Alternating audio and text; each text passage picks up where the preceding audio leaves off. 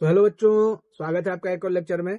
तो जैसा कि लास्ट लेक्चर तक हम लोगों ने एक्सरसाइज 8.1 का क्वेश्चन नंबर 1 और 2 निपटा दिया था। आज क्वेश्चन नंबर 3 से स्टार्ट करेंगे। अगर आपने इस चैनल को सब्सक्राइब नहीं किया है तो आप सब्सक्राइब कर लो, क्योंकि पूरा सिलेबस अभी आपको मिल रहा है। इसके बाद अपन लोग रिवीजन क्लास रखेंगे। उसके बाद में फिर जब बोर्ड एग्जाम आ जाएगा तो अनसॉल्व पेपर भी सॉल्व करेंगे। समझ गए? एकदम जबरदस्त तरीके से आपकी बोर्ड की प्रिपरेशन करवाई जाएगी। तो चलो बिना किसी देरी के सीधे क्वेश्चन नंबर 3 से स्टार्ट करते हैं। दिया हुआ है क्वेश्चन में कि साइन ए बराबर 3/4। हमको क्या दे रखा है? यहाँ पे हमको दे रखा है क्वेश्चन वाले ने क्या दे रखा है कि आपके पास दे रखा है कि साइन ए की जो वैल्यू है ये 3 अपॉन किसके है? 4 के। इसका मतलब कोई एक ट्रायंगल हमें एबीसी मानना पड़ेगा जिसका एक एंगल क्या होगा? ए। ठीक, तो हम सबसे पहले एक ट्रायंगल यहाँ पे समकोण त्रिभुज बना लेते हैं। ठीक, ये हमारा एक समकोण त्रिभुज हो गया। इसका ये वाला कोण अपन ए मान लेते हैं, बी को समकोण मान लेते हैं, समकोण मतलब 90 डिग्री, और ये तीसरे वाले को सी मान लेते हैं। ठीक है, हमको दे रखा है साइन ए, हमको दे रखा है साइन ए बराबर 3 में क्या दे रखा है? 4। ठीक है सर, अब साइन में अपन चेक करेंगे। सबसे पहले साइन में होता है क्या? हमने बताया था आपको क्या? लाल बटे कक्का। हमने आपको बताया था लाल बटे कक्का। ठीक, साइन में होता है क्या था? एल अपॉन के, मतलब लंब बटे कर्ण। ठीक, तो यहाँ पे साइन ए बराबर में होता क्या है? ये होता है लंब बटे में क्या होता है? कर्ण। ठीक है सर, और इसकी वैल्यू कितनी दे रखी है? 3/4। ठीक, इसका मतलब लंब कितना दे रखा है? 3, और कर्ण कितना दे रखा है? 4। ये बात आपको समझ में आ गई? ये बात आपको सबसे पहले समझने की जरूरत है। यहाँ पे थोड़ा घोंच पोंच ज्यादा हो गया, इसको थोड़ा अच्छे से कर देते हैं। ठीक है सर, साइन ए में होता क्या है? साइन में होता है लंब बटे कर्ण। ठीक, तो यहाँ पे अपन लिख देते हैं लंब, और बटे में क्या लिख देते हैं? कर्ण। ठीक है सर, अब हमको इसकी वैल्यू कितनी दे रखी है? 3/4 दे रखी है। साइन ए बराबर हमको दे रखा है 3/4। इसका मतलब 3 तो हमारा क्या हो जाएगा? लंब, और 4 हमारा क्या हो जाएगा? कर्ण। ठीक, यहाँ तक बात समझ में आ गई? अच्छा, मैंने आपको एक और चीज बताई थी कि जिस भी कोण की बात कर रहे हैं, जैसे इसमें हम एंगल ए की बात कर रहे हैं, तो ए के सामने की भुजा जो होगी, सम्मुख भुजा, वो लंब होगी। तो यहाँ पे देखो, ये एंगल ए है, ये एंगल ए है, तो इसके सम्मुख भुजा ये वाली जो है, ये हमारी क्या हो जाएगी? लंब। ठीक, सबसे बड़ी भुजा का नाम क्या रहता है? सबसे बड़ी भुजा का नाम क्या रहता है? कर्ण। तो ये जो नीचे है, ये हमारी क्या बन गई? आधार। ठीक, ये हमारी बन गई आधार। ओके सर, अब हमको साइन की लंब की वैल्यू कितनी दे रखी है? 3। कर्ण की वैल्यू कितनी दे रखी है? 4। आधार निकालना है तो एबीसी में हम पाइथागोरस प्रमेय लगा देते हैं। तो हम यहाँ पे लिखेंगे त्रिभुज ए बी सी में क्या यूज कर लेंगे? पाइथागोरस प्रमेय से। ठीक, पाइथागोरस प्रमेय क्या कहता है कि सबसे बड़ी भुजा का स्क्वायर मतलब एसी का स्क्वायर। ठीक, सबसे बड़ी भुजा का स्क्वायर मतलब कर्ण का स्क्वायर, लंब का स्क्वायर प्लस आधार के स्क्वायर के बराबर होता है। तो यहाँ पे लंब का नाम है बीसी का स्क्वायर, प्लस आधार का नाम है ए बी का स्क्वायर। ठीक है, पाइथागोरस थ्योरम क्या बताता है? कर्ण का स्क्वायर बराबर लंब का स्क्वायर प्लस आधार का स्क्वायर। अच्छा सर, एसी की वैल्यू हमको कितनी दे रखी है? 4। कर्ण कितना दे रखा है? 4। तो यहाँ पे रख देंगे तो ये हो जाएगा 4 का स्क्वायर बराबर बीसी। बीसी बोले तो आधार, सॉरी, लंब, और लंब की वैल्यू कितनी दे रखी है? 3। तो इधर अपन हो जाएगा 3 का स्क्वायर प्लस ए बी, मतलब आधार यही तो निकालना है, तो ये हो जाएगा ए बी का स्क्वायर। अच्छा, 4 का स्क्वायर होता है 16 बराबर 3 का स्क्वायर होता है 9, और प्लस में ये हो जाएगा ए बी का स्क्वायर। अच्छा सर, ये 16 इधर प्लस 9 है, इधर आएगा तो -9 बराबर ये हो जाएगा ए बी का स्क्वायर। तो यहाँ से ए बी का स्क्वायर बराबर आ जाएगा 7। ठीक है सर, ए बी का स्क्वायर बराबर कितना आ गया? 7। स्क्वायर से जब हटाओगे तो अंडर रूट आ जाएगा, यानी ए बी की वैल्यू आ गई 7। आती तो +-7, बट दूरी कभी ऋणात्मक होती नहीं, तो इसका मतलब ए बी की वैल्यू कितनी आ गई? √7। तो ये जो आपका आधार है ये वाला, इसकी वैल्यू आ गई √7। अब हमसे किसका किसका मान पूछा है? कॉस ए का। हमसे किसका मान पूछा है? कॉस ए का। यहीं पे सॉल्व कर देते हैं।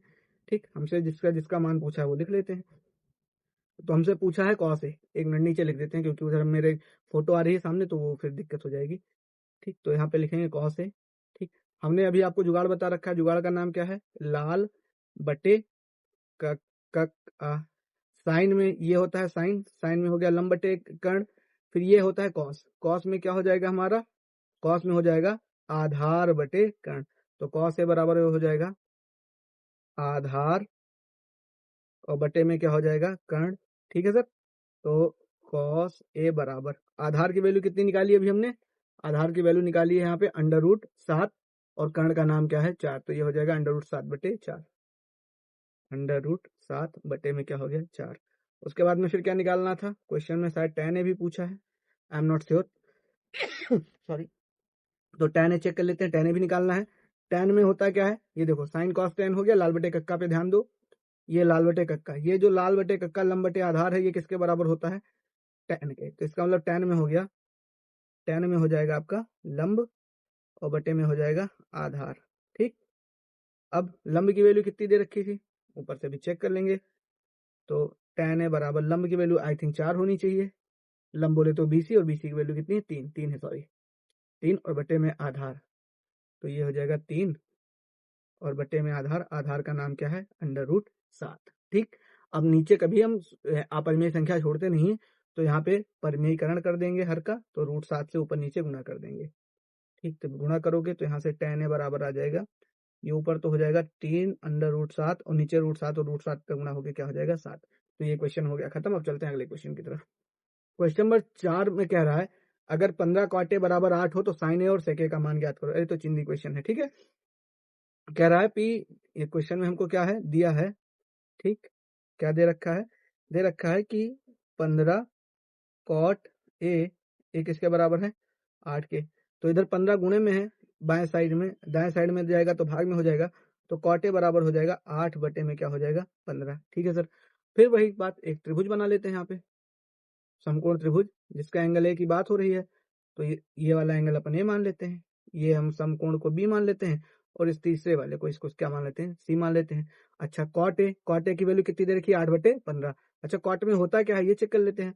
तो हम हमेशा किसको याद रखेंगे, लाल बटे कक्का, ऊपर होता है साइन कॉस टैन। अब नीचे से पढ़ोगे तो क्या हो जाएगा, कॉट। तो कॉट में जब नीचे से ऊपर की तरफ पढ़ते हैं तो ये हो जाएगा आधार बटे लंब। ठीक, तो कॉट में क्या दिया रहता है, कॉट ए में हमको दे रखा है, ये होता क्या है, यहाँ पे मैं फिर से इसको मिटाऊंगा, लाल बटे कक्का से हमने क्या देखा कि कॉट में होता है आधार बटे लंब, तो यहाँ पे लिख देंगे आधार और बटे में क्या लिख देंगे लंब, और इसकी वैल्यू हमको कितनी दे रखी है 8, और क्या दे रखा है 15। इसका मतलब आधार कितना है 8, तो ये होगा आधार। एंगल ए की बात कर रहे हैं तो एंगल ए के सामने वाली भुजा लंब रहती है, तो ये हमारा लंब है, और इसकी वैल्यू कितनी दे रखी है 15। अब हमें कर्ण निकालना है। ठीक, तो हम इस त्रिभुज में क्या लगा देंगे, पाइथागोरस प्रमेय। तो हम लिखेंगे त्रिभुज ABC में क्या लगा देंगे, पाइथागोरस प्रमेय से। ठीक, पाइथागोरस प्रमेय क्या कहता है, ये कहता है कि कर्ण का जो स्क्वायर है, मतलब बड़ी भुजा का स्क्वायर जो है, वो अन्य जो छोटी भुजाओं के वर्गों का योग यानी लंब का स्क्वायर और प्लस में आधार के स्क्वायर के क्या होता है, बराबर होता है। अब यहाँ पे देखो कर्ण का स्क्वायर, कर्ण तो हमको पता ही नहीं है, तो कर्ण को तो कर्ण रहने देंगे, तो ये हो जाएगा कर्ण का स्क्वायर बराबर लंब, लंब की वैल्यू कितनी है 15, 15 का कर दिया स्क्वायर प्लस आधार मतलब 8, 8 का क्या कर दिया स्क्वायर। ठीक, अब यहाँ से जब आप कर्ण का स्क्वायर निकालोगे तो 15 का स्क्वायर होता है 225, और 8 का स्क्वायर कितना होता है 64। अब 225 64 जब जोड़ोगे तो 289 हो जाएगा, 20 80 और 5 4 9, हाँ। तो यहाँ से कर्ण का जो स्क्वायर है ये हो जाएगा 289। तो यहाँ से कर्ण की जो वैल्यू है ये हो जाएगी √289।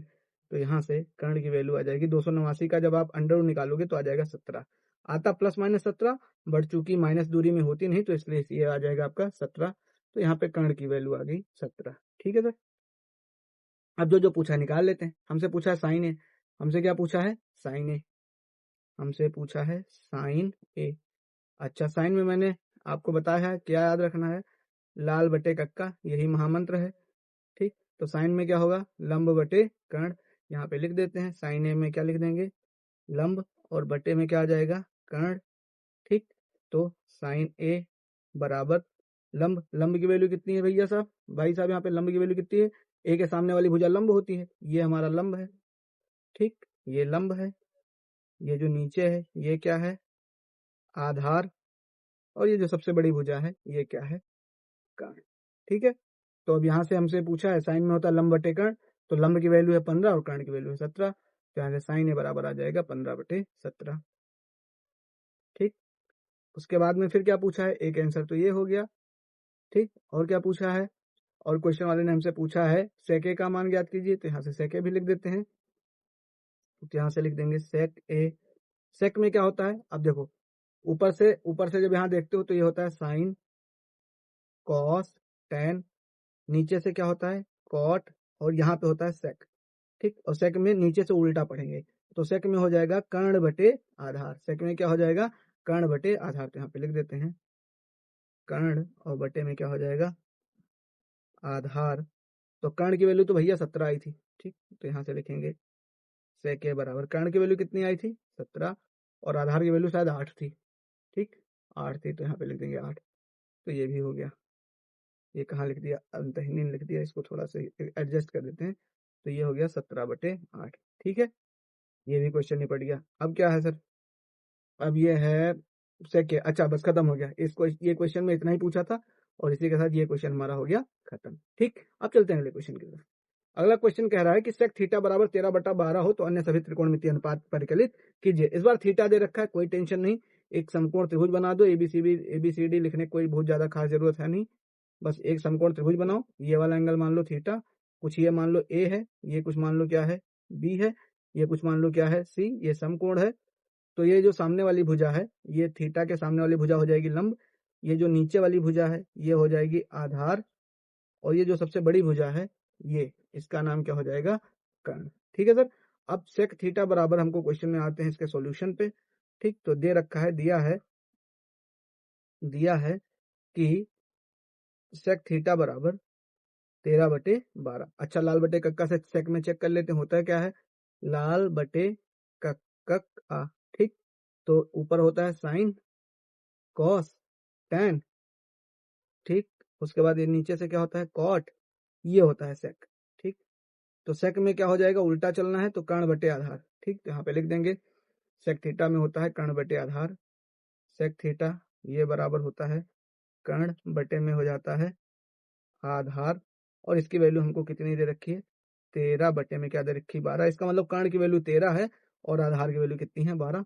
ये वैल्यूज यहाँ पे हम चेक कर देते हैं, रख देते हैं। तो यहाँ पे हम सभी ट्रायंगल को फिर से बना देते हैं। इस ट्रायंगल को यहाँ पे मैं एक बार फिर से बना देता हूँ। ये हमारा समकोण त्रिभुज हो गया। ये वाला ये ए था, ये थीटा था, ये बी था, ये सी था।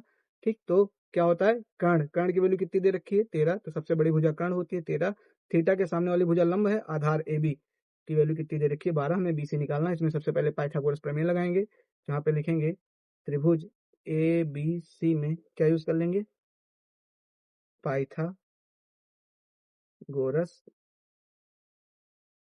प्रमेय से। पाइथागोरस प्रमेय महाराज क्या कहते थे, ये कहते थे कि कर्ण का जो स्क्वायर है ये किसके बराबर होता है, ये लंब के स्क्वायर प्लस आधार के स्क्वायर के बराबर होता है।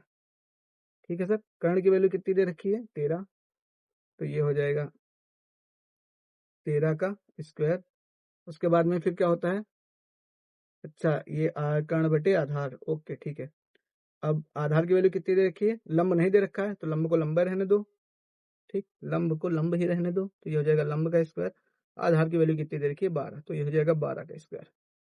अब 13 का स्क्वायर कितना होता है 26 है, 13 का स्क्वायर कितना होता है 169।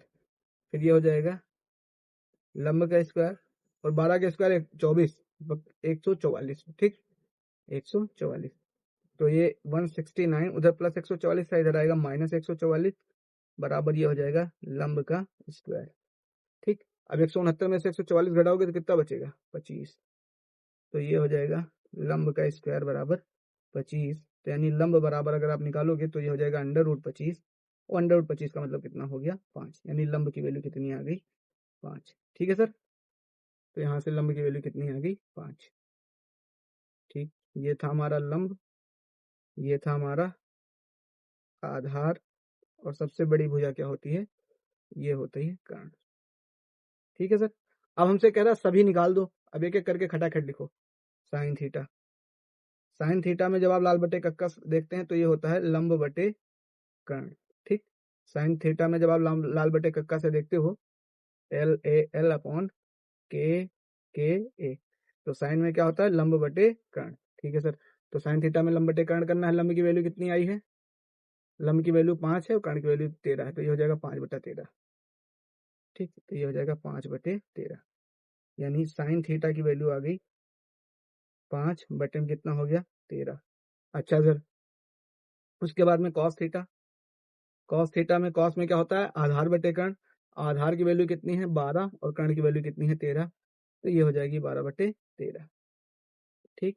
अब tan थीटा निकालना है। क्या निकालना है tan थीटा। तो tan थीटा में होता है लंब बटे आधार। tan में क्या होता है लंब बटे आधार, तो चाहो वहां से निकालो, नहीं साइन कॉस को भाग कर दो। तो आगे tan cos cosec का मान आप खुद से लिखो और देखो क्या आंसर आता है। ठीक है। और उसके बाद फिर अगले जो क्वेश्चन बचे हैं 4-5 क्वेश्चन, वो हम लेके आएंगे अगली वीडियो में। तब तक के लिए आप हमारे चैनल पर ऐसे बने रहिए, ऐसे ही अपना प्यार बरसाते रहिए। धन्यवाद।